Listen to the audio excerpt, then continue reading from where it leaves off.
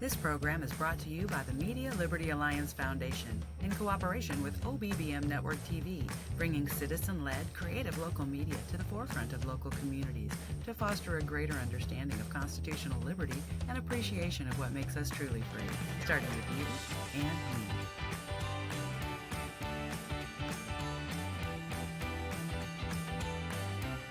The Zach Rateliff Show is brought to you by Mortgage Financial in Texarkana, Exceed Health Clinic on Mullen Drive in Texarkana, Elmwood Custom Goods, and Church on the Rock, Texarkana. That's churchontherock.org. Todd Starnes makes serious accusations against California. He says voters can register using gym membership, insurance, or debit cards and are blocking a federal audit of its voter rolls. If true, they need to listen to Moses and select capable, honest men who fear God and hate bribes. Lying and cheating may work for a while, but the Bible says God will honor honesty and integrity. I'm Pastor John Miller. Visit me at churchontherock.org.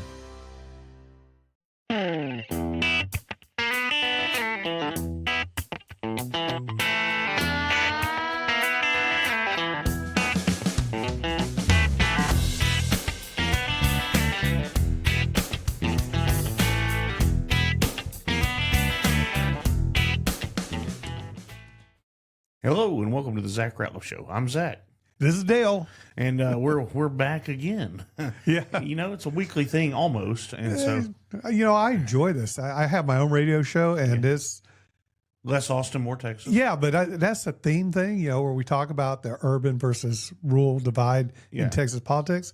Here with you, I could be so much more free because we talk about everything. Freedom. We're big on freedom. That's it, man. And that's why we're picking up listeners all the time and watching the numbers, and it's fun to see it grow. Right. And any of y'all out there want to listen to my show, please, Spotify.com. That's Awesome More Texas. Yeah, go ahead. But anyway, I so enjoy having these conversations with you. It's in my show, the first block we kick around what's going on currently. I feel like we do a whole show like that with you every time. Yeah. And I enjoy that so much. Well, the freedom of not being on the radio is you don't have spots. You don't have. So that's true. If we're going to flow on something, we're going to flow on. All right, for all of you new, I operate off a few principles. Number one, Jesus Christ is my Lord and Savior. He is the only way to heaven. Number two, I want to be a good father. Number three, I want to be a good son. Everything outside of that is negotiable. Well, they're not just your principles; they should be everybody's principles. Right. So there you go. Yeah, and negotiable within the bounds of those three principles. Yes. And so, which generally leads me to being more conservative, but also very libertarian. Contrarian. Yeah, contrarian, not just libertarian. I can't be contrarian for sure. And that turns up. Speaking of contrarian, Senator from South Carolina died. That's right. This past week, Lindsey Graham, and I got mixed feelings about it. Dale. Well, I saw you put a post out there, and I saw that you got some blowback. So I mean, let me see if I can find what that post actually said. Yeah, I mean, I think that is something that you ought to discuss because it's complicated when you're talking about Lindsey Graham. Mm-hmm. I liked him when he's a congressman. I liked him a lot. I liked him as a impeachment manager during Clinton. Even when he first got in the Senate, I was okay with him. But he seemed to have gone. Then when he got under McCain's wing and such, I started disliking him a lot. Also, wasn't a McCain fan. Absolutely, I wasn't either. Donald Trump caught a lot of heat on that, but I mean, anyway, here's what I said about Lindsey Graham. This was I posted to the Zach Rateliff Show page, and then I caught more kickback on my personal page. And here's the problem. Here's the problem on your personal page is people, I go through and delete friends often, not because of anything they say, but just because I really want it to be people that I know. I'll keep that in mind. But inevitably, you're going to have 1,000, 1,500 people on there that in some capacity, and they have, just like we do for everybody else, we have a picture of who they are built in their mind. And when they say something you don't think that's that picture that you've painted of them doesn't right, you're like, oh, what's happening? Right. And so that's probably what happened here is that the painting of someone had of me in their mind They're like, well, this doesn't necessarily jive with exactly, I thought Zach was hardcore Republican and da-da-da-da. Well, it's not just the picture they had of you. They had the picture of Lindsey Graham, too. That's exactly right. Which was how they framed their thoughts about him. And then when they framed it about you, and then the two come together, and it's like, Wait, this not doesn't work. fixing. They're not fitting together. What's going on here? So let me read what I posted. And, after days, let me just read it. Okay.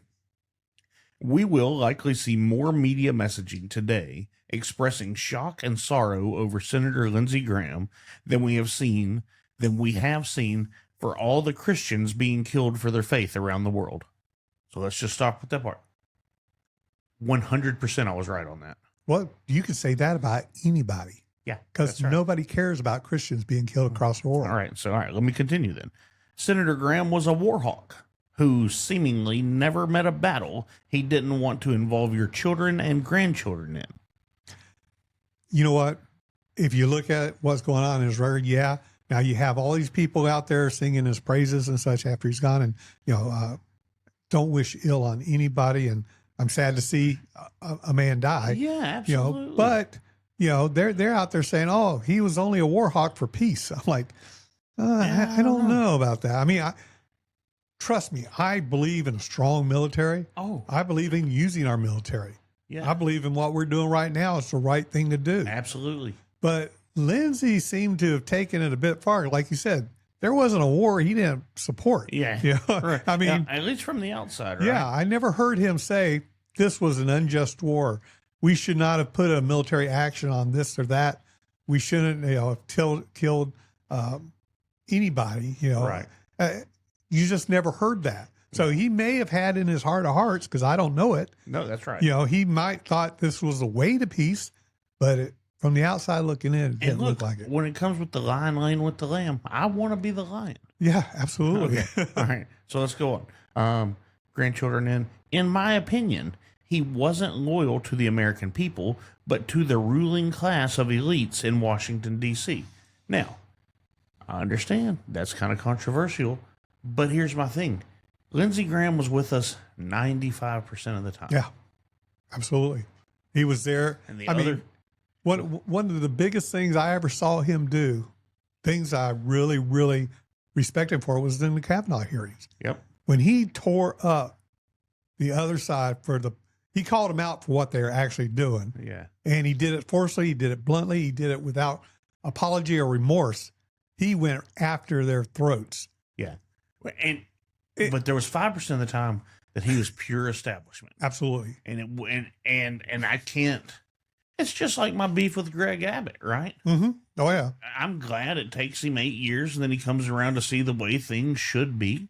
And then some of these same people would get aggravated. I'm like, well, Greg Abbott, like, well, he's done great for us. Has he? I still remember when he shut my family's businesses down. Yeah. I mean, if I'm comparing Lindsey Graham and Greg Abbott, I'm a Lindsey guy. It's a higher school. I'm a Lindsey guy because he was consistent. Okay. So whether you liked him or not, he was consistent what he's doing. He never flip-flopped on an issue. Well, yeah, kind of. Well, but here's this. And then I finished with saying, we all have to be careful not to make idols of politicians, political parties, or Washington itself. I hope this man knew Jesus, because that is the only salvation offered to any of us. Agreed. 100%. I didn't say he didn't know Jesus. I didn't question anything about him. I just said, hey, I hope he's in heaven. Yeah. I mean, I could have said that, I guess. Yeah. I mean, by all intents and purposes, everything I've heard, I think he is a religious guy. And, he did believe in Jesus. Yeah, and took care of his sister after the parents died. And I mean, seemingly a good guy. Yeah.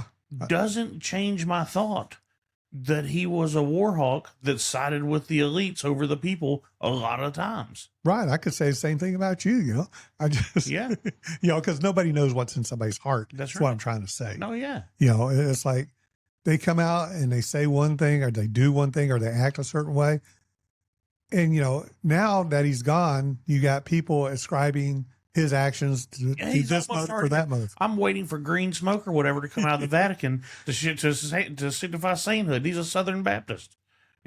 Well, okay. I don't know, whatever smoke. I guess you're mixing.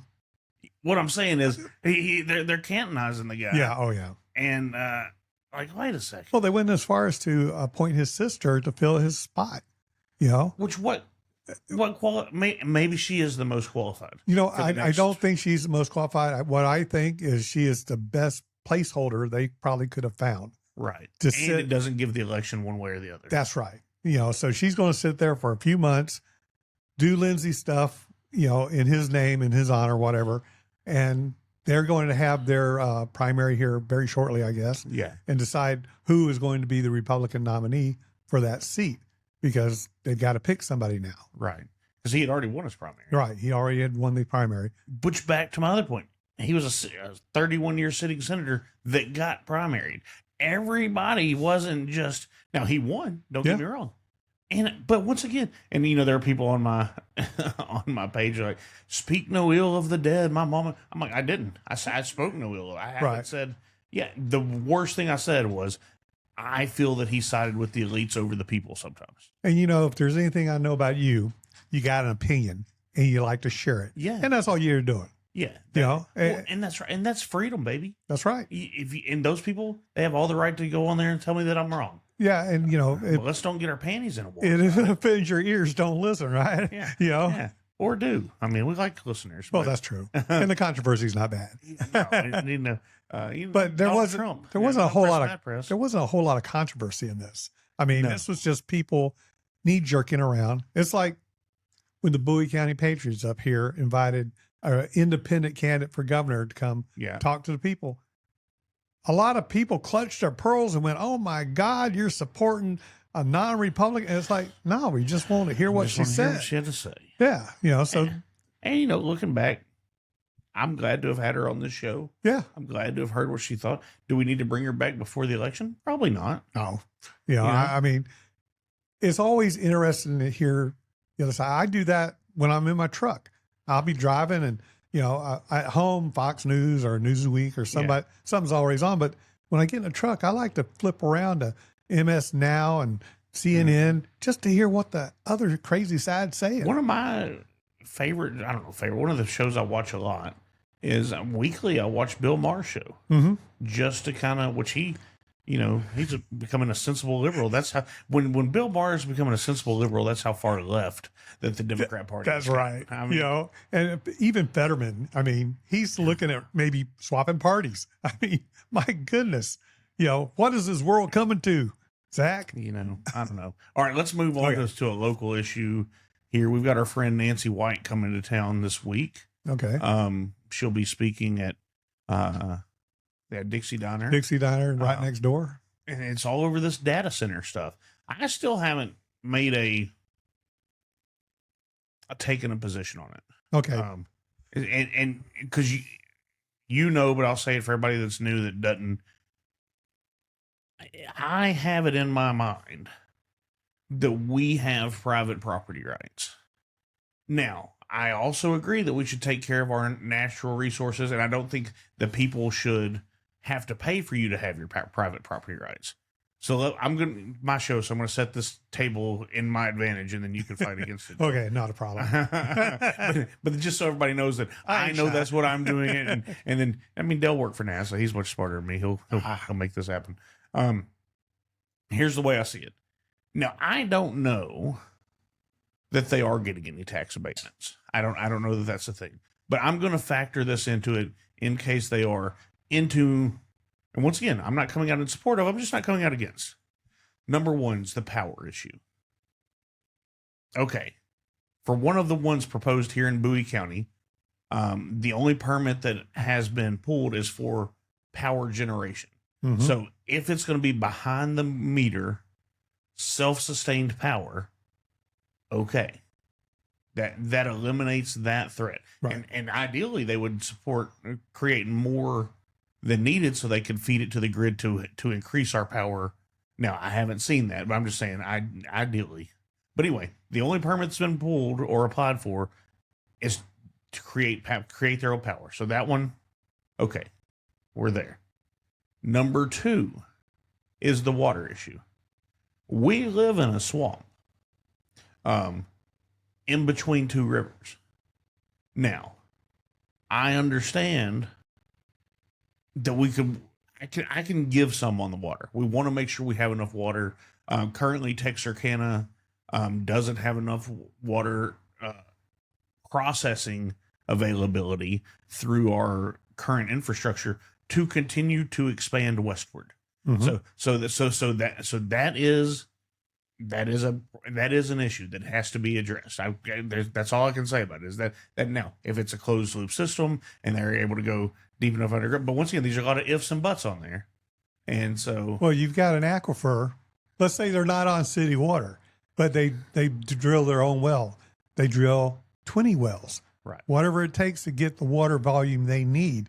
That's coming out of our aquifer. That aquifer supplies most of East Texas, right? And if you start, we've already got pressure on us from down south a few counties where you've got these big 24-inch wells. They're just pumping millions and billions of gallons of water out of the aquifer, sending it out to to Dallas.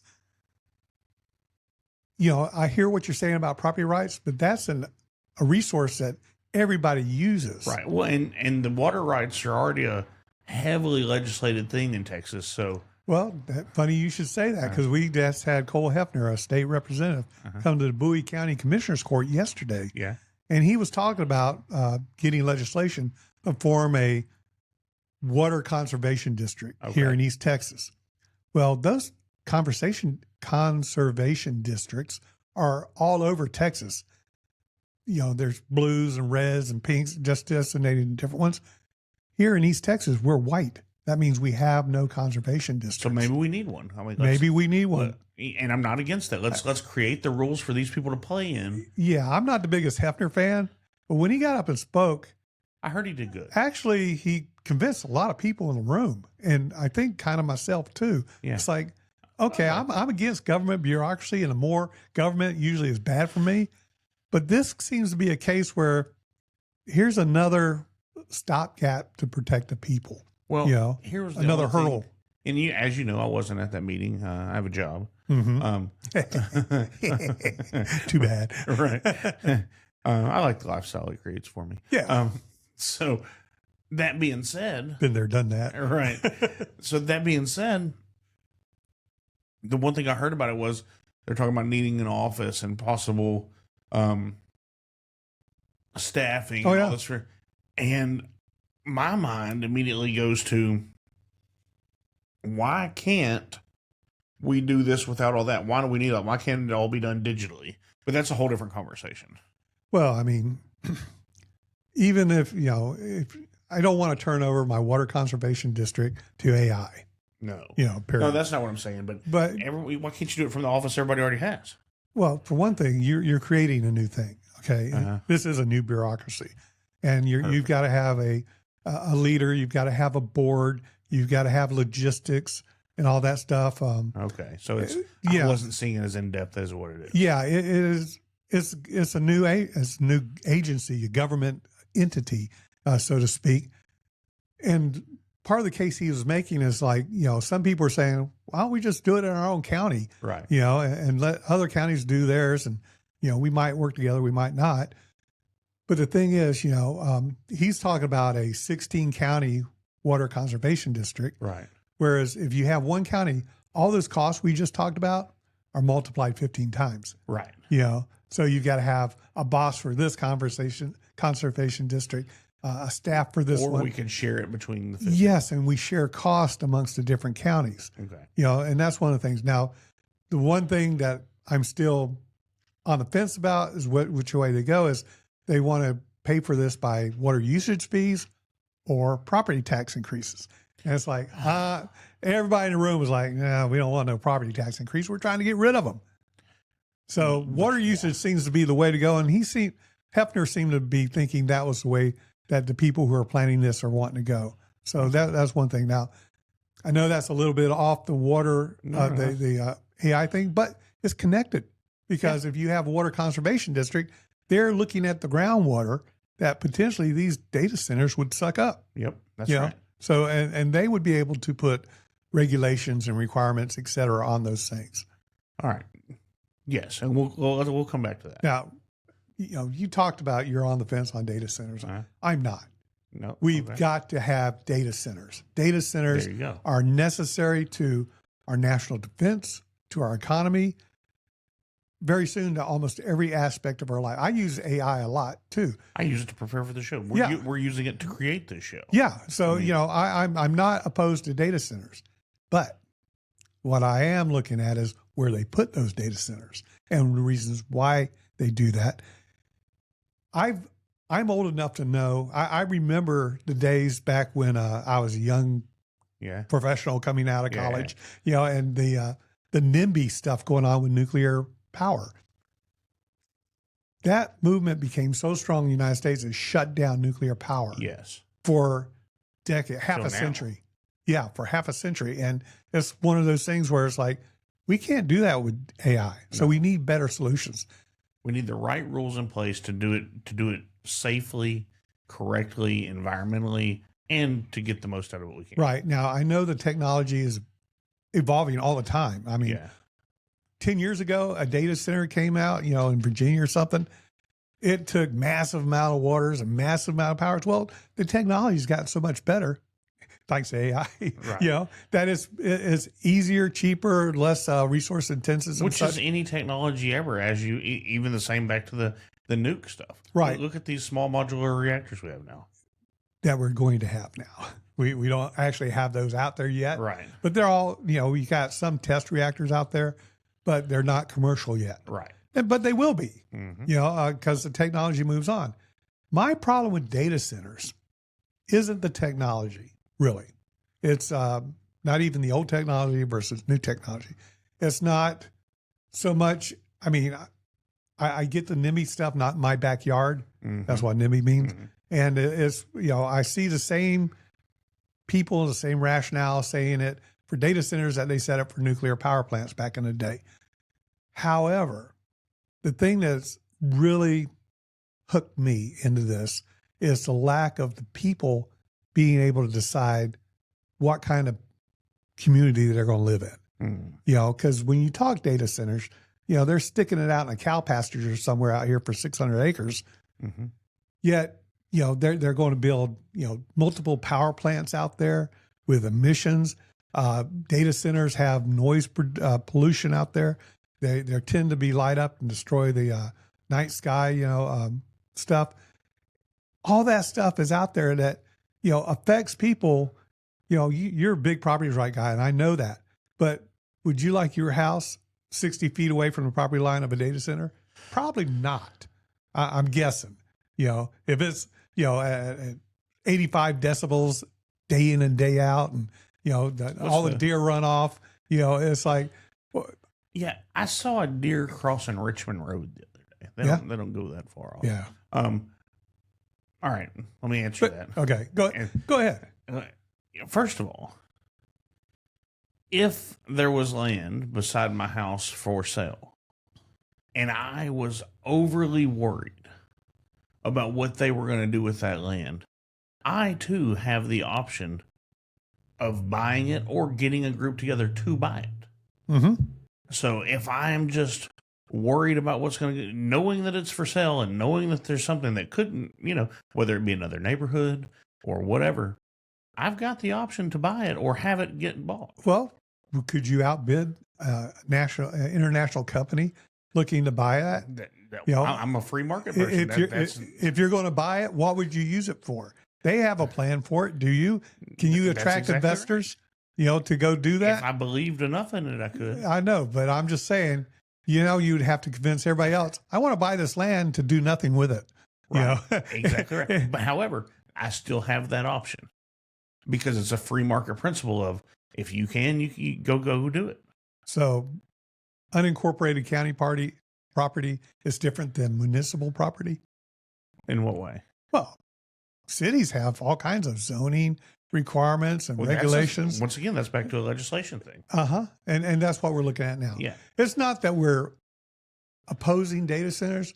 We want a fair voice from the people who actually live there, who have been there for generations. They want to say in how their land usage is going to evolve. Well, how long have the people that have owned that 1,000 acres, whatever. How long have they owned it? Well, like you say, everybody's got a price, right? That's You right. know, and somebody comes in and says, well, I'll give you $18 million for this 600 acres, somebody's going, Which I don't know if that's what it was. well, I don't, Yeah. I'm just using that as Right. I just for wanted to instance. say that for Right. for both of us. It's, it's like, well, I'm feeding cows on that.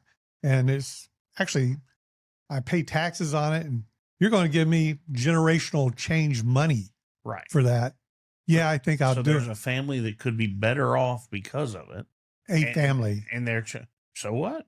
as opposed to, How many families across the country have inherited grandpa's farm and didn't want to do it? Maybe the son is like, I'll run cows, and then he gets older, and then grandson's like, hey, there's no value here. I already live in Austin or Chicago or wherever.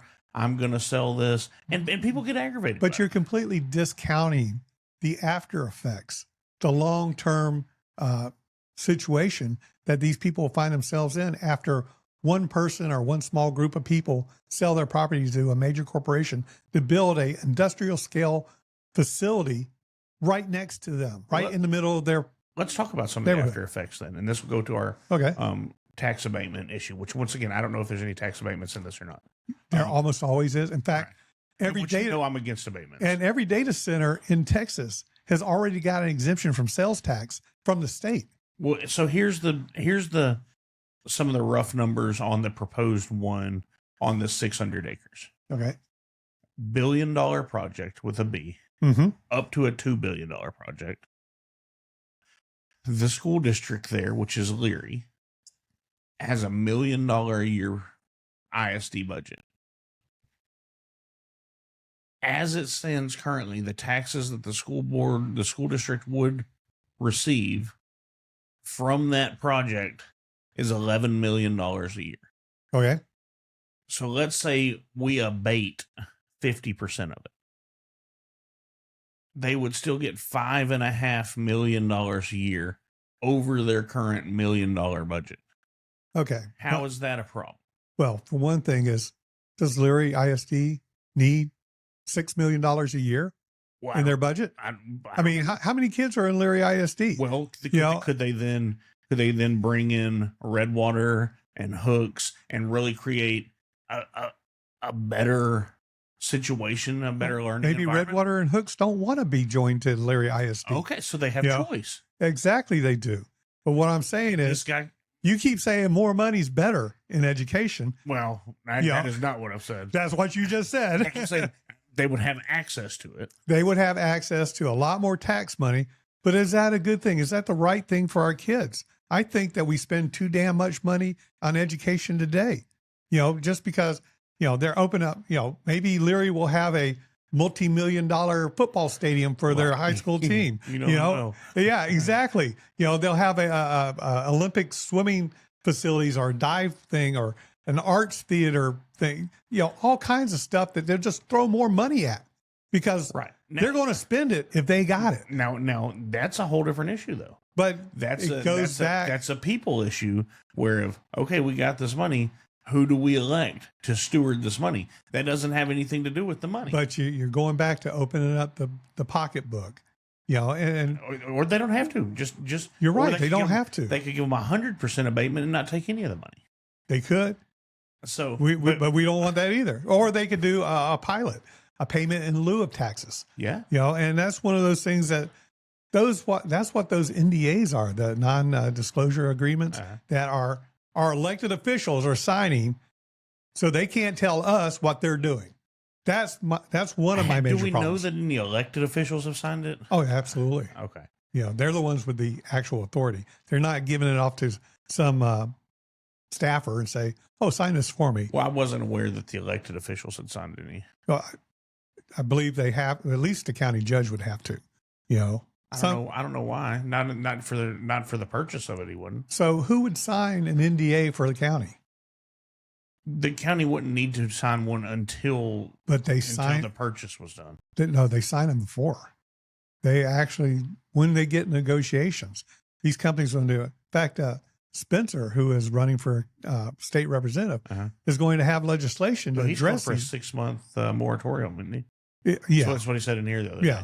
yeah. He's Which what was he a want. bold statement. Well, what he wants is what most people want. Is this is blown up so quickly, so fast. You know, you just talked about that meeting over at Dixie Diner next door. Yeah. 150 people show up on that every week. I hope they're buying food from them. Or is everybody buying food? Not everybody, but a lot of them are. Listen, if you're listening to this and you're doing the Dixie Diner stuff, go support Brandy and Dan and their family and Doris and all them that own that. And if you're showing up for this meeting, buy some food, because they're taking up chairs of people that are eating. And due to this construction around here and all that, don't just take a seat and not buy something. Well, and don't just buy a Coke. Go in there and get you a hamburger. Or, I mean, you know, a lot of people do buy food in there. I'm not saying that they all, because that's what's frustrating to me. I made sure to drive through there last week and get something. Just you know, of course, they're friends of mine and my family, right. And this construction project's an issue, and but don't show up when they're so gracious to have us and not buy something. Like, that's crazy. Right. And anyway, sorry, I derailed on that. That's all right. You know, it's good. You're a good neighbor. What can I say? All right. I am a good neighbor. Yeah. You know, which not in every case, apparently, but at least with Dixie Diner. Yeah. No, but like I said, 150 people show up there week after week. I know maybe 10, 15 activists that show up there. The rest of them are just regular people I've never met before. And I've been in politics here long time, very engaged. And I'm like, wow, these people show up for what they care about. That you're right, they do. And this, like this harkens back to the nuclear power plant days when we were building power plants right and left. Which we should do. The Bowie County Commissioners Court I went to yesterday. Heard it was packed. 75 people in there. There's a little space for 75 people. Oh, they had to move it to the central jury room. Oh, did they? You know, because there's just too many people. Yeah. You know, you can maybe fit 20. Yeah. On a tight day. Yeah. In their normal meeting place. It's overflowing. And all those people are in there to hear about this issue. People care. And it's not, you know, and they're not up there screaming and yelling and saying, you know, anarchy or anything like that. They're saying, you as a commissioner's court tell us you have no ability, no power to stop these projects. Oh, is that what they said?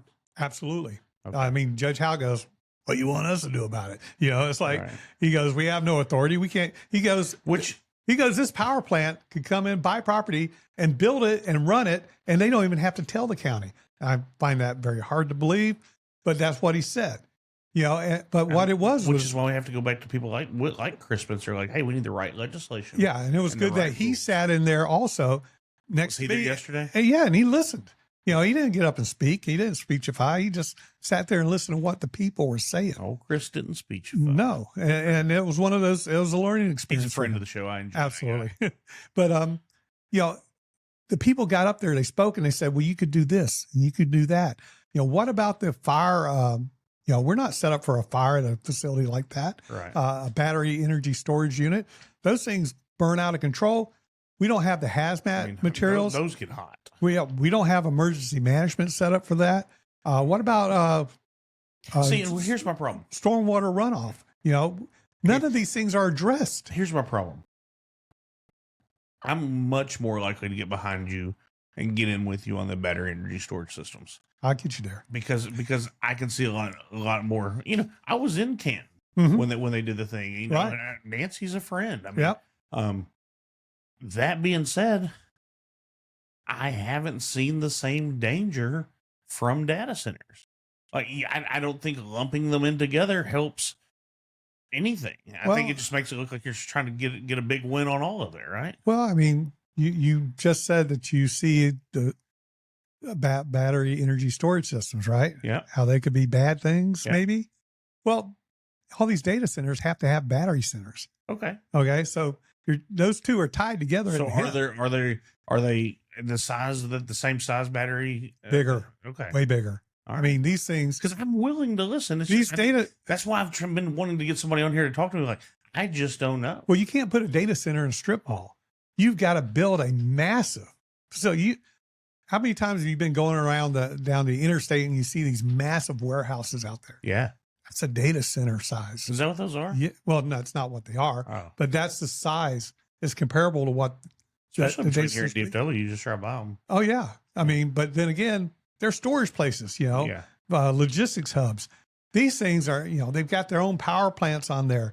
They've got chemicals. I mean, they've got emissions going out into the air. Well, once again, I as long as they're within the acceptable legal limits, who's checking? Who's checking the paper mill around here, or the paper mill in Ashdown, or the lumber mill in Derrick? I don't disagree with you on that. I mean, we can look from right here and see an aluminum smelting plant. In the last legislative session, we tried to get the county more authority to look, investigate, permit, and approve large-scale industrial projects, of which this is one of them. And, you got to balance the needs of the community. How many jobs will it bring? What are the risks? What are the hazards? What are the resource pools? What are the benefits? What are the cons? Just like with the Turk power plant over here. Mm-hmm. The Arkansas side rose so much hell over it that now they don't get to use any of the power.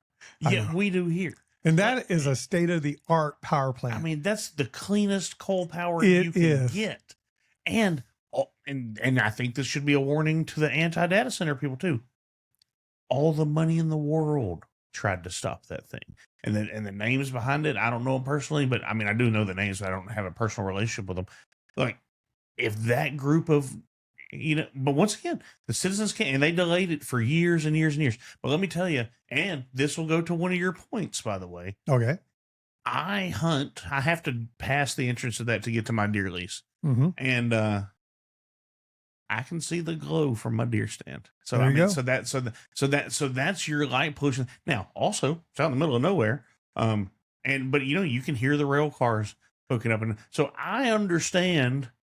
I like to think more than probably most. When you say light pollution, I think of what I see when I'm sitting on my deer stand. When you say noise pollution, I think of what I hear, from miles away. When I was at NASA, I lived in Houston. I never got to see the night sky. Oh, because you're in Houston? Yeah, because it's so bright. I mean, it washes out the night sky. People in the city don't realize that, though. I know. I came out to my property here, outside DeKalb. I can actually see the Milky Way some nights. Yeah, it's like good. This is awesome. This is how mankind's been looking at the universe. That's right. Since we've been here, and it's like I don't want to lose that. I moved from Houston out to Bowie County for this lifestyle, for the ability to sit in my rocker on my porch and hear the wind in the trees, not semis running down a highway, to be able to look at the Milky Way and the stars. And look, here's what I'm afraid comes. And that's not nothing. No, it's not. But once again, I had this conversation on here last week. Everybody's going to think I'm just pro data center. And I really here's what I don't want. Okay. I want to make sure that all the arguments being had are logical, are not based in emotion, are sound, and are thought out. That's all I'm trying to do. I agree. And so, because I had somebody last week like, why are you so pro data center? I'm like, I hadn't said anything pro data center. I'm just making sure this conversation's had where when you get to somebody that is, you can talk through it. I want a data center that makes sense to be placed where it is.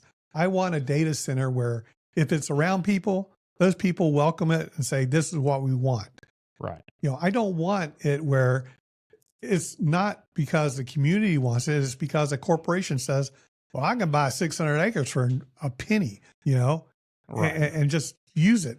I promise you they didn't buy that over there. Too often, East Texas, rural Texas, as a matter of fact, is looked at a resource piggy bank by the urban areas, by corporations, and it's like they go stick one of these data centers in a urban area, downtown, a suburb. People will be complaining. You would see pitchforks and torches out there. They're going, we can't handle this noise.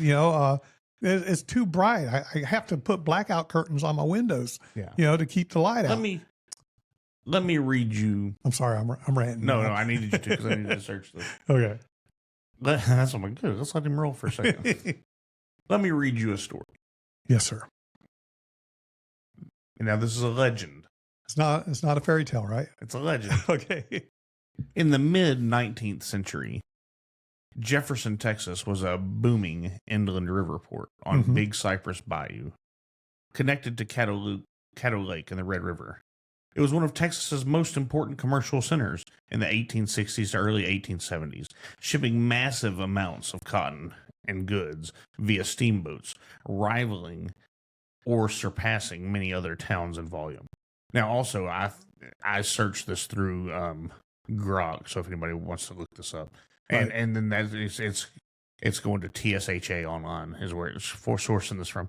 According to the tale, around 1874, a powerful railroad magnate, Jay Gould, Okay.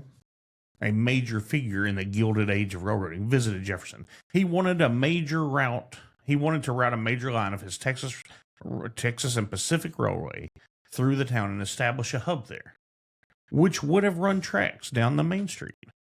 Town leaders were reportedly lukewarm or rejected the offer, possibly due to concerns over disruption, property impacts, or favoring river trade. Angered, Gould supposedly cursed the town. And there are versions of this story say he wrote in the register of the historic Excelsior Hotel something like the end of Jefferson, or protected that the grass will grow in your streets and bast will roots in your belfries. He then bypassed Jefferson, routing the railroad through other towns like Marshall and ultimately Dallas. Mm-hmm. This is often tied to Jefferson's sharp decline, and the destruction of the Red River Raft in 1873 lowered the water levels, hurting steamboat navigation. The town peak population of 7,000. Now it's not 7,000. I don't know what it is now, actually. So anyway. Yeah, but that same story is written across America. And I don't want to be the Jefferson but do you want a railroad track down Main Street? But nobody's trying to put one. Well, I know that, but I'm going back to your story here. I know. That's what I'm saying is, if they said the route was right through Main Street, I mean, I could see opposition to that. And people don't understand, that technology moves on, and railroads were the new technology. Steamboats was the old, and the buggy whip guys, they went out of business too. Yeah. So those are the type of things where we like where we are sometimes, and we want to stay there, Right. and we want to keep the way things are going because they're good right now. Yeah. But, technology has a way of changing things. But then again, as Jefferson declined to a smaller town, a more easy way of life, people who live there like it still, and the people who figured there wasn't enough economic opportunity, et cetera, they went to Dallas. But here's what we've Dallas got too damn many people now. Yeah. But here's what we've got coming, though. We've got the eventual I-69 connecting here. We just connected 49 all the way up from New Orleans here. We've got 30 here. We are growing. There's never been, we are probably the lowest density metropolitan area where three major highways intersect. Yeah. What we have here is a blessing to us right now. And it will grow. It can't not grow. Progress is coming whether you like it or not. That's right. But the thing is, we don't have to hasten it sometimes. Yeah. I'm with you. I'm just, and we've got to protect the rural nature of the county, I think, because this is we can't do it at the expense of private property rights. What I'm saying is, it's not like there's a force field around your property, is what I'm saying. Right. And when somebody says, "Well, it's my property, I'll do any damn thing I want with it," well, you know what? You're affecting your neighbor too. And don't they have property rights too? And maybe it should say, hey, you have to build it, 2 acres from your fence row in, and you have to put up a sound barrier, and you know what? And those things are acceptable to the community, to the commissioner's court, to the voters, by all means. Yeah, or you plant a rotating stand of trees that absorb some sound. Or right. I'm not against any of that. And if you can go out there and say, as long as you don't drop the aquifer by 2 inches a year like in other aquifers, right? Okay. But if you're depleting a resource everybody depends on, you can't have that. So I don't care what your property is. So I think we're in agreement on the fact that we need to make sure we have the right rules in place, right, to do this logically. And people have to be willing to have conversations like this where there's just me and you are emotional about things and passionate, but this is this is the way it should be. Okay, here's what we got. Here's where we are. How can we solve this for property owner still gets to sell their property. The company can still come here, but the citizen are still protected by the correct laws being in place through their elected representatives. Yeah, you've got to have two things. One is you've got to have the right regulatory government infrastructure to protect all property owners, not just a person selling his property. Number two is you got to have an opportunity and the ability and the capacity for the people to make their wishes known. Right. And that's what this country's supposed to be about. Yeah. So you put those two things together, you can build anywhere you want. Right. You know, as long as you're covered. But right now we're not covered. These companies are coming in. You don't think, and maybe they're taking advantage of us because we don't have the protections that we need. that's right. And we just heard, people have just heard about this data center. I guarantee you that was started 2-3 years ago. And we just now finding out right when they're ready to break ground and such and get permitting. Let me tell you, if it hadn't have blown up the way it did with the Tex America Center rollout, nobody would have ever heard about it. Right. That that might have been the domino. Yeah. Then everybody's like, whoa, what is this? And then people started paying attention. Yeah. If I was one of the landowners around here that it was under contract to make some of this happen, I'd be aggravated with them. Yeah. Well, you know, and I'm not, and we have common friends that just think I'm on the take on this, and I'm not. And let me tell you, if I was, you wouldn't know, because I would have signed one of those NDAs and just wouldn't tell you. now I got to look at you whole different. No, you're honest with me. You tell me if you know. You can tell by what I drive. Well, you drive a nicer truck than mine. Yeah, so you're not on the take either. Unfortunately, not. Yeah. No, but you know, take the Tex Americas. You know, that was made for development. I thought it was crazy people got mad about that. Yeah, I mean, I am too, a little bit. As long as they weren't sucking an aquifer dry. Because now it's looking like a lot better option. It does. Now you're saying, is this the play? Yeah. Well, you know what? I don't know. I don't think so, because I don't think so either, but it would be funny. Texas has more data centers built and planned than all of China. We got more land than everybody in the country too. We don't have more land than China. No, that's true. I'm just saying, Governor Abbott flung open the doors, said, come here. We want to be the leader in AI. Well, he is. Yeah. You know, but now he's backtracking because the people go, whoa, wait a minute. Who was it was it you that said? Who just recently said? If it's smart and wisdom, it's probably me. Yeah. About the amount of data centers that we have versus the amount that China has. What was I just said that. Did you? Okay. But I don't remember who. Yeah, I don't know. I mean, lots of people are making that comparison. They're like, hey, we're ahead right now. Yeah, way ahead. You know, but then again, data centers aren't all just about AI. No. Take your flock cameras across America. Oh, man. They're doing $20 billion images captures a month. That's a lot of data, guys. And they're using AI in the flock cameras to say, okay, here's your license plate. Oh, here's your car make. Here's your car color. Here's probably who it's registered to. Here's the dent on the right corner fender. Here's a scratch on the paint and the left bumper. You know, it's explaining in my truck. You know, it's a ton of data. Yeah. They need a place to put that. Now, that goes in a different direction. That moves us into the surveillance state where they're capturing this massive amount of data. They can track where you've been for at least 30 days. It's wild. It is. All right. Okay. We've beat this horse. Right. But I want people to know that it is an issue, and it's a local governance issue. It's a people wanting to live issue. It's a property rights issue. It's a maintaining a corporate technological edge on our enemies and competitors. You know, all those things wrapped together. It is something that will just keep getting bigger and bigger. I think that this will be the defining message of the next session. Well, and I want people to know that I'm doing my best to get both sides represented here.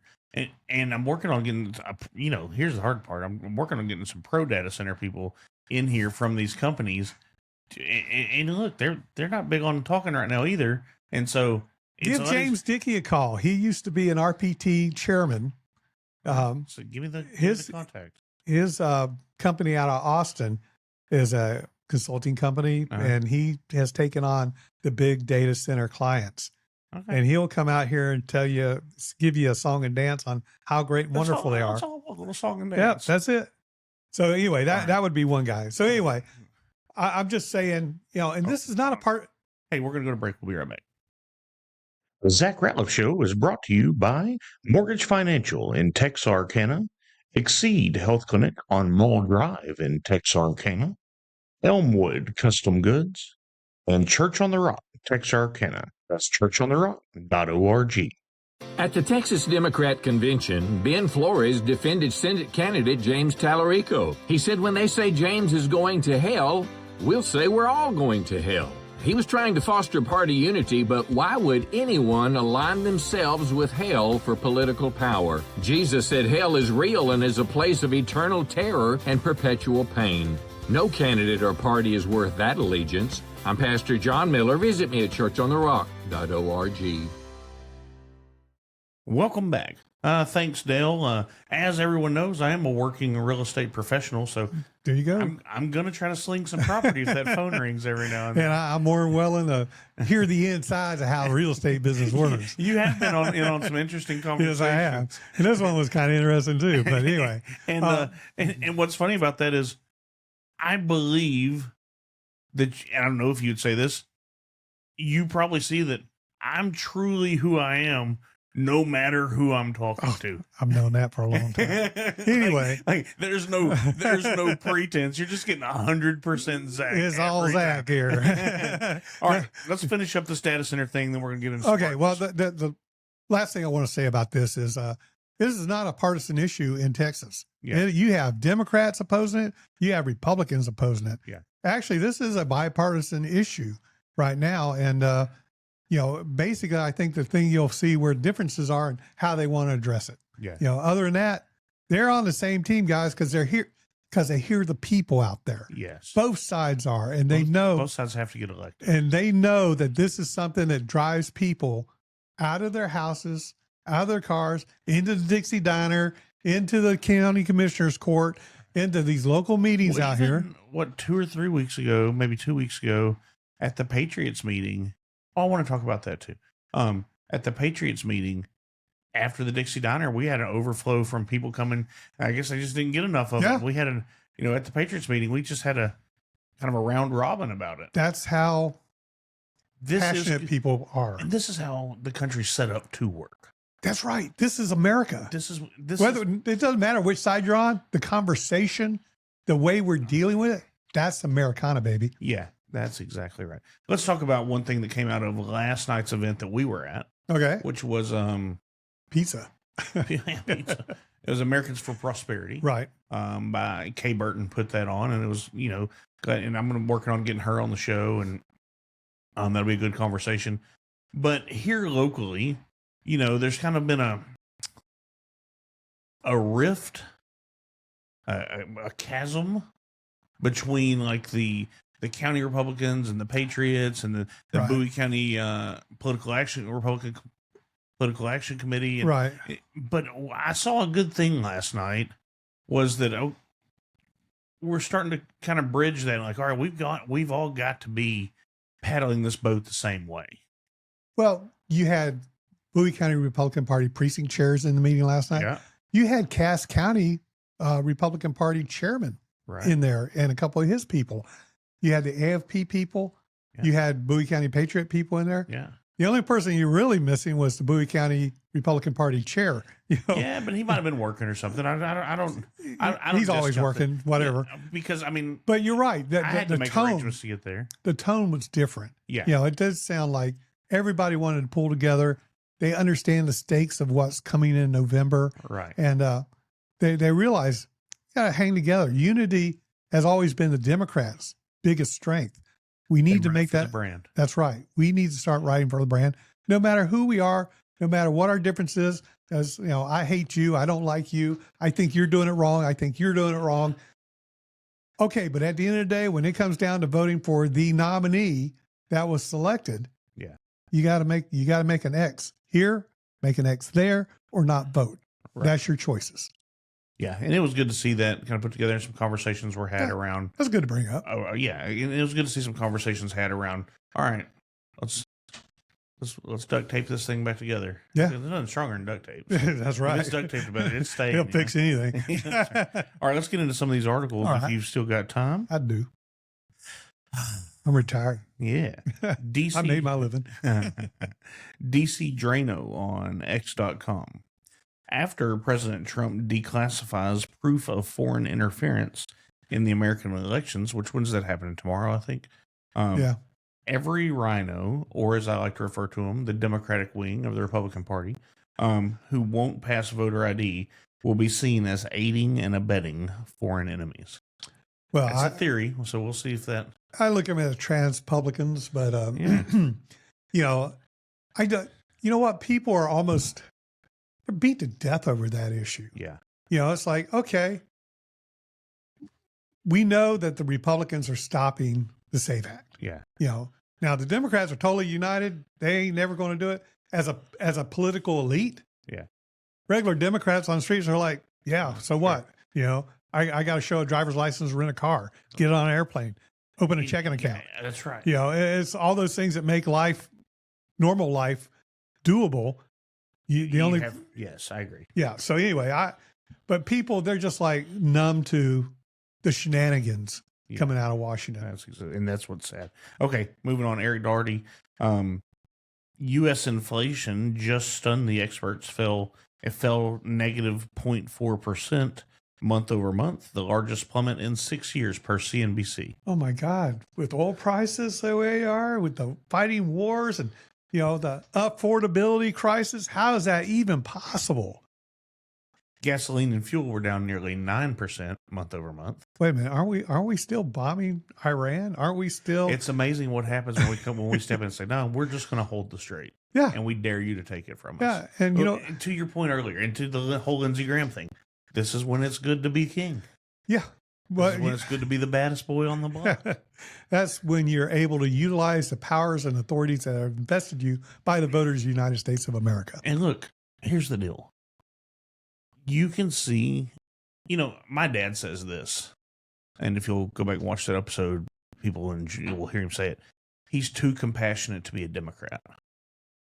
And so, because he actually cares about Right, people, right. and not just the vote. Well, Took a minute to think about that, and then it's like, oh yeah, that makes sense. That's a statement, though. Yeah. I mean, it's, you know, they had to take some thought, but he's too compassionate to be a Democrat. But think about how compassionate we are as Americans. Mm-hmm. Oh We yeah. could take over the entire world. And, you know, one aircraft carrier, one battle group at one point had the equivalent to the British Air Force on it.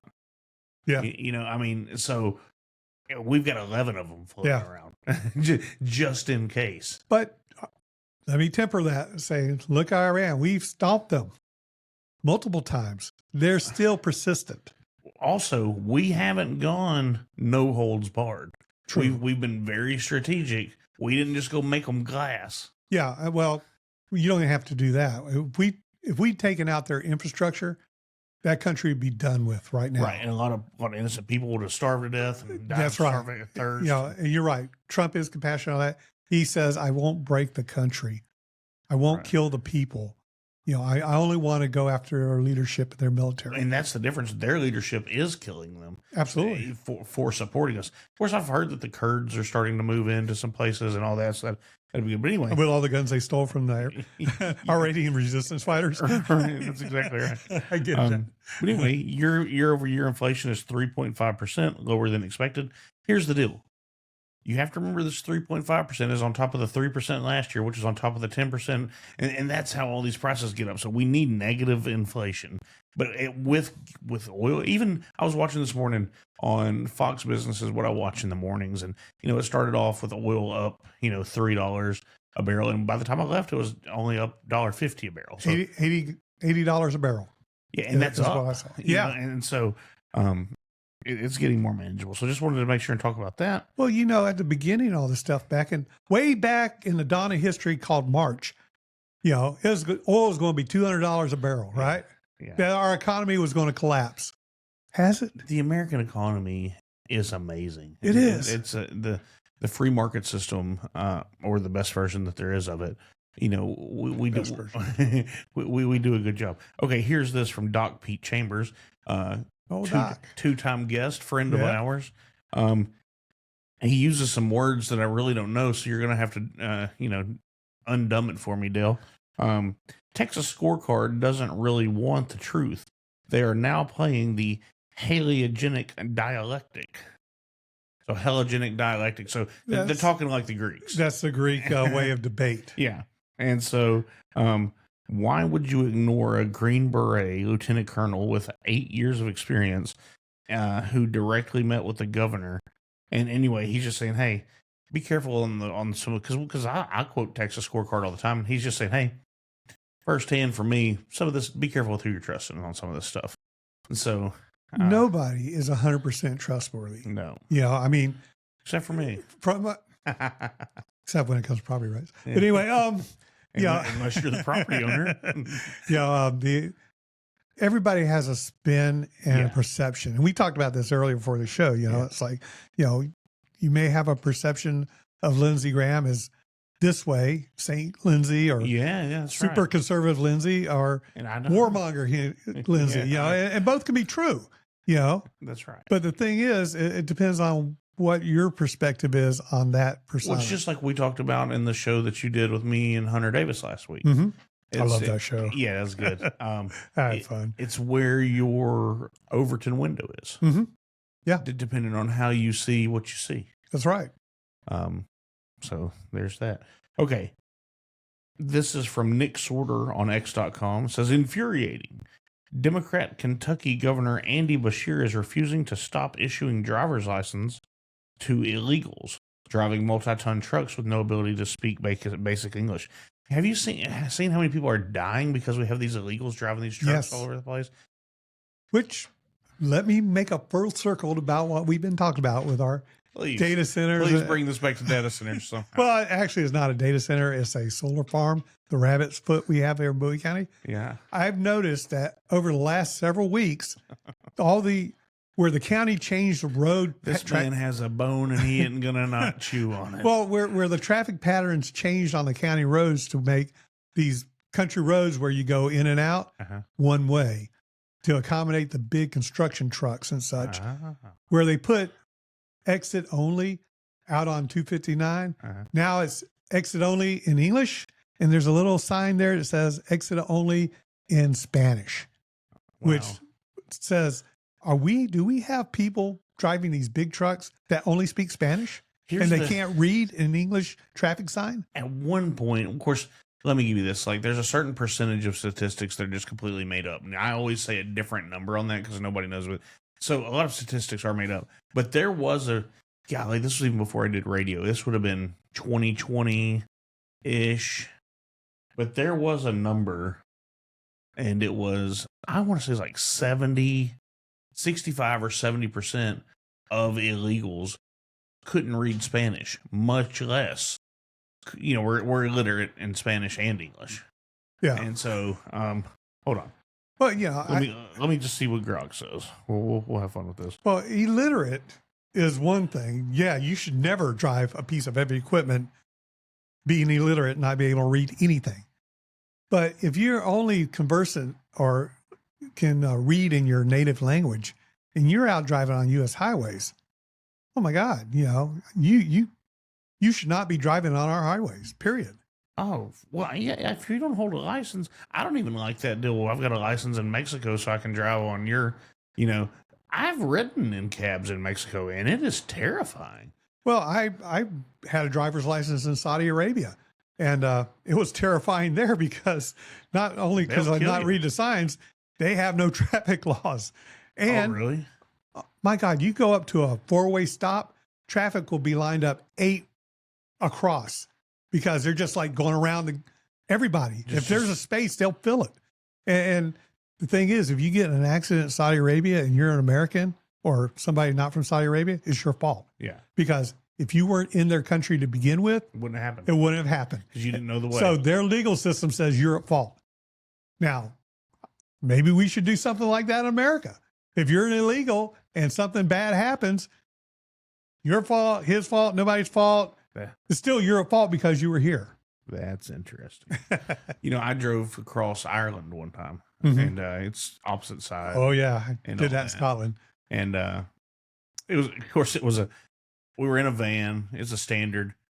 Luckily for me, I learned how to shift a standard left-handed because my grandfather would be driving and have me do the gears for him. Oh my God, I didn't even think about that because I drove left-handed, but on the wrong side. Yeah. But I was in automatics. Yeah. Well, so learning to grow up, he would just tell me 1, 2, 3, 4, 5, and I would do it with the left when he was working the clutch and driving the truck. Okay. And so when I got in the van and then I realized like everything's on the other side, but then, and so someone else goes, what are you going to do about I'm like, oh, gear shifts. I got it. Like I've been changing gears left-handed my whole life. Yeah. And so because I learned it that way. Yeah. But anyway, still going across in some of those little roads. Okay. So let's see. This is,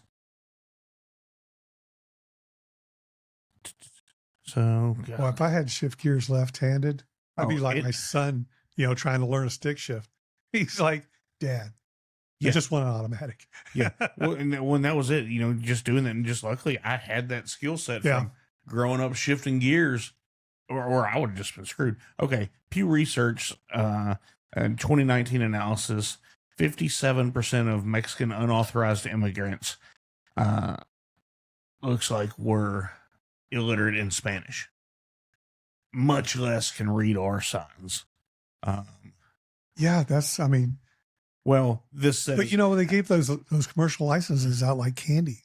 had not completed high school is actually what it says. Mm-hmm. El Salvador, so Mexican literate, 15. Oh, well, all right, we're getting, so it says 50 to 60% of unauthorized came from Mexico. So this is giving me, this is the thing about AI. It's giving me both sides. Some of it's saying 60% and some of it's saying 5%. So You know what? It doesn't matter to me. yeah, If you can't read English, you shouldn't drive on our highways, Yeah. our roads. Period. End of story. It doesn't matter what your percentages are. It doesn't matter what level of education you had. If you can't read and understand the language that our road signage is in, you should not drive. I agree. You shouldn't be able to get a license. Let's talk about what we said earlier. You're good on time. You're good Yeah. on time. Oh yeah. I'm retired, man. Okay. I'll be here all day. When we said earlier that we're all fighting for the same thing, we're like to see our party coming together. Yeah. I just want to point out what it is we're fighting against. And so Mm-hmm. this is from Salty Goat on X.com. The 13th Amendment abolished slavery. 100% of Republicans supported it and 23% of Democrats supported it. Right. The 14th Amendment gave citizenship to slaves. 94% of Republicans supported it and 0% of Democrats supported it. The 15th Amendment gave all the right to vote.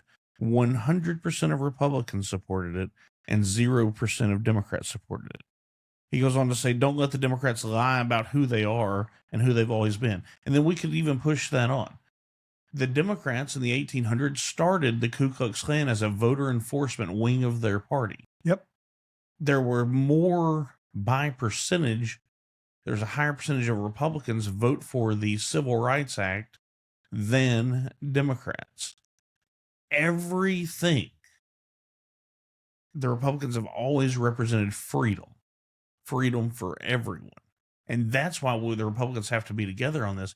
Because look, now Democrats are calling them socialist and communist and all the things.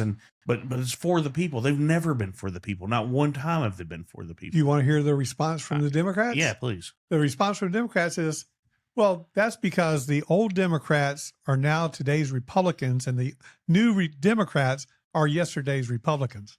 They said they flipped the parties in Johnson's time. You know what's funny about that, though, is Robert Byrd, the Grand Wizard of the Yes. KKK, was a Democrat. Then who's this guy they just had to throw off the Plattner? ticket? Plattner was so Nazi that he had a Nazi tattoo on his chest. So you can't tell me that, because Robert Byrd was also one of the longest serving Yeah. Oh yeah. Congress people ever. He was revered. I mean, he was. Yeah. They had state funerals for him when he passed away.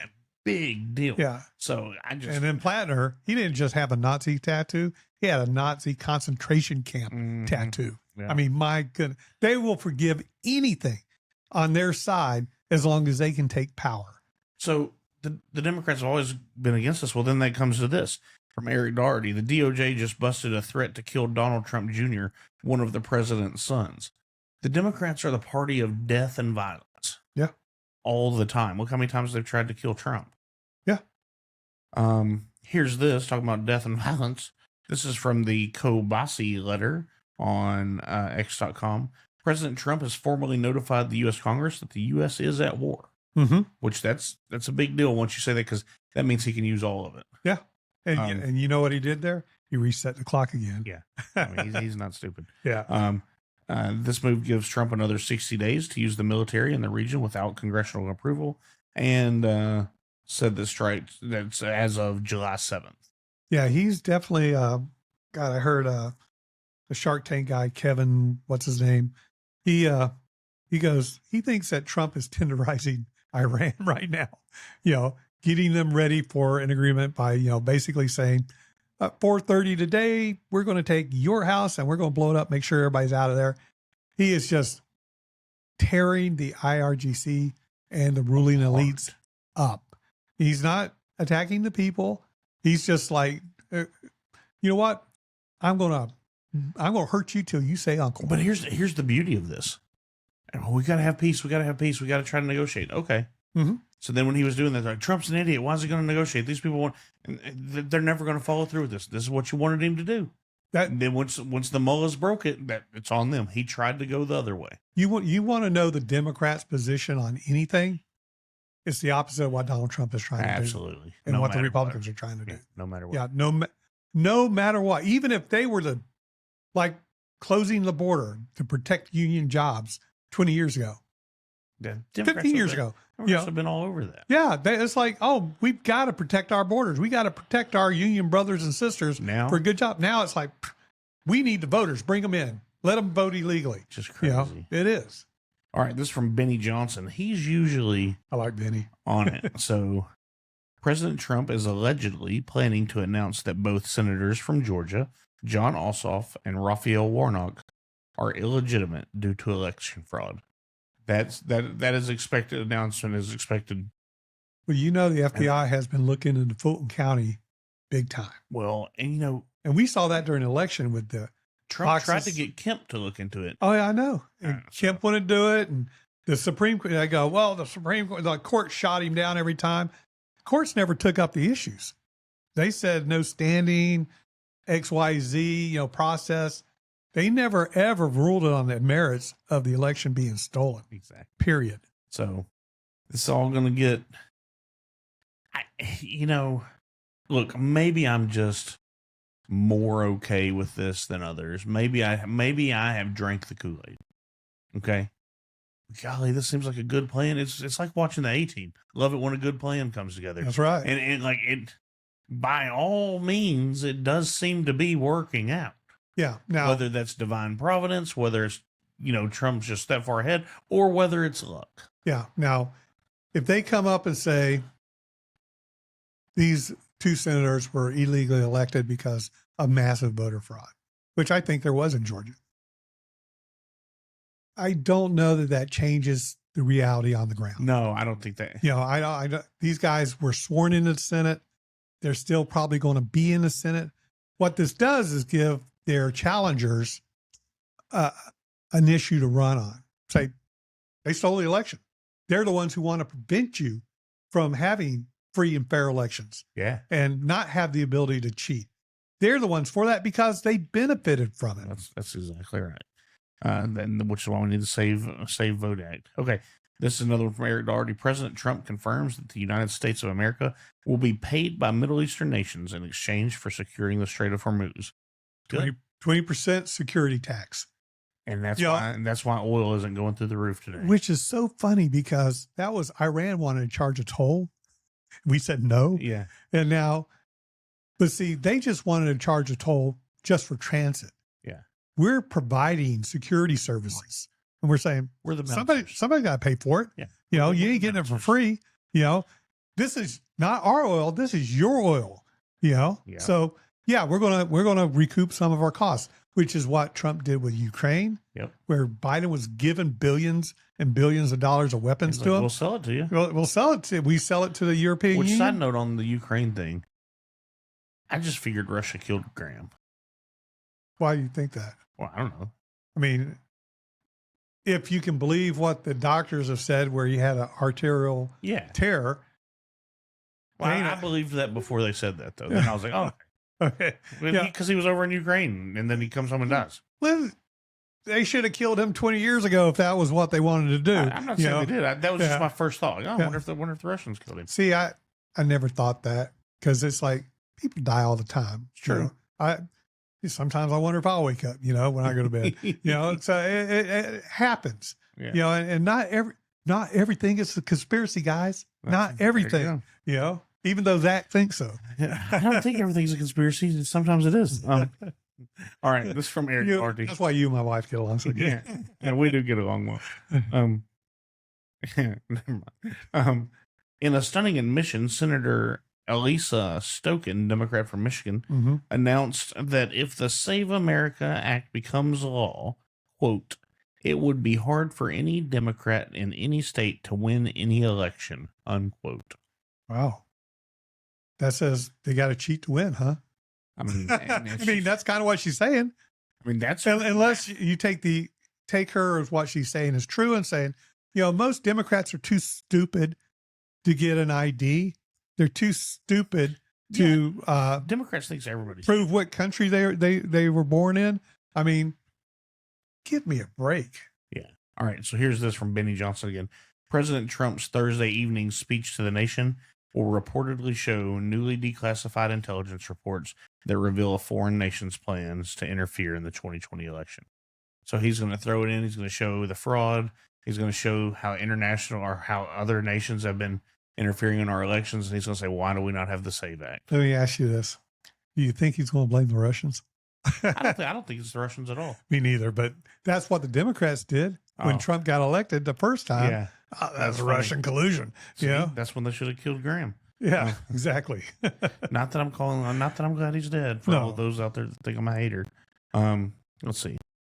I think we might, this is just more on Ossoff and Raphael Warnock showing that there's been an FBI investigation in Fulton County, which you brought that up. Right. Let's end with this. Okay. Let me make sure. Hold on. Yeah. Let's end with this. This is from Sam Hole. Or Samahole. SAMAHOOLE on X.com. The governor of Oklahoma raises a glass of raw milk to a camera, takes a swig, and tells the state it tastes like freedom. So then it goes through. Let me just read this. Let me just read this guy's post. Okay, sure. Because I didn't understand it this way, but this makes more sense. So I'm just going to read. This is from Samahole on X.com. The governor of Oklahoma raises a glass of raw milk to a cameraman in 2026, takes a swig, and tells the state it tastes like freedom. He had just signed a law lifting a cap on how much unpasteurized milk a farm can sell directly to the public, from 100 gallons a month to 1,500, and making it legal to advertise. Oklahoma is one of a run of states pulling raw milk back out of the shadows, and every time one does, the same warning goes up. This was banned for a reason. Have you forgotten why? So, it is worth remembering exactly why. The real reason has been quietly mislaid. Do you know this? Go ahead. In the growing American cities of the mid-1800s, milk became a genuine killer. The reason was industry. Distilleries producing whiskey had a hot, sour waste left over called swill, and some and someone worked out that you could feed it to cows packed into sheds right next to the still. The animals lived in filth, diseased, and dying on their feet, and gave thin bluish milk so poor it was doctored with chalk, plaster, and molasses just so it would pass as milk. The swill milk poured into the cities and killed infants by the thousands.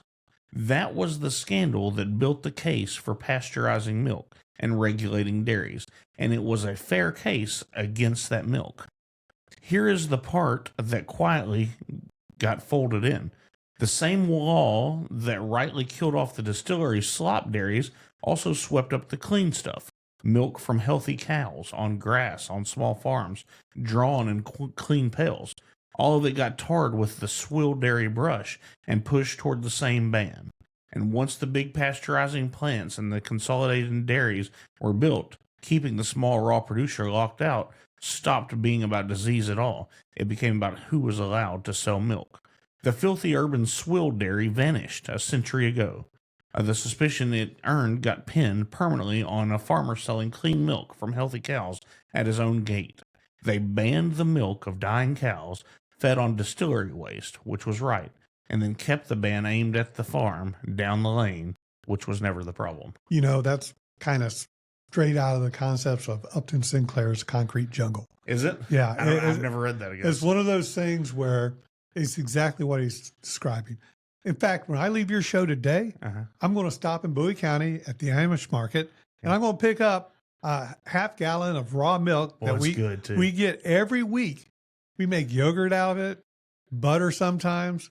We still want to try to make cheese out of it. Yeah. But we use raw milk in our household all the time. Yeah. You know, I also use goat milk for my coffee, but you know, it's one of those things where it's not bad for you. There's my wife has. If you're lactose intolerant, try drinking raw milk and you won't be. Exactly. Because she is lactose intolerant and she can drink. She doesn't like the taste of milk, but any products made with that raw milk, she tolerates just great. I'm no doctor, and you can consult your doctor and all those things. But let's get Dixie in here. Yeah, we should ask Dixie. Yeah, absolutely. But yeah, I mean, that we overregulate good stuff, you know, and this is probably one of the most things. Unpasteurized or is it unpasteurized egg? No, ungraded eggs. Oh, yeah. You know, I also buy my eggs at the the Amish store. Yeah, they're just come from farmers. Talking about the furniture store? Huh? Yeah, yeah, down by there. Yeah, and it's one of those things. 7th Street. I think 67. No. Oh, we're talking about a different one. Yeah, okay. out in DeKalb. Oh, I didn't know there was one out there. Oh yeah. Okay. Yeah. It's a little small place, and you know they cater to the community. There's always somebody picking up a milk order or grabbing some eggs. Or I'm gonna have to go out there. Pie fillings and things. Yeah, it's really nice. Well, anyway. Yeah, if you get a chance, go to the Amish market down in DeKalb. Yeah. You know, and help those people out because they are serving the community. They're giving good, wholesome food we need to get back to. This is just another example of overregulation. While we need regulations for things like data centers and to make sure we're protected, we also can't put others out of business with too much regulation. And that's the catch-22 of it all. Yeah, I mean, Maha is a thing in this country now. And those type of markets are sustaining, you know, a large population, at least in rural. I mean, you can't get this stuff in the city, right? You know, but out here it is available. I go and bail myself out. You know, we can 22 pints of tomato sauce, right? You know, I talked to Dad the other day. He was putting up cutting corn off the cob and putting it in bags, and you know, I mean, I got some of that in my freezer. You had never had good corn until you've had it like that. I know, I mean, man. You want some fried corn? Just right out of the field, come there, process it the same day, freeze it or whatever you're going to do with it. It's delicious. Mary's made a couple jars of pickles yesterday. Oh, did she? Just from the cucumbers from our garden. Yeah. If you get a chance to make some of your own food, do it. You know, we tried growing potatoes. Mm-hmm. They're about like that big. Oh, yeah. And it's like, okay, maybe it's more cost effective to go buy our potatoes than try to grow them.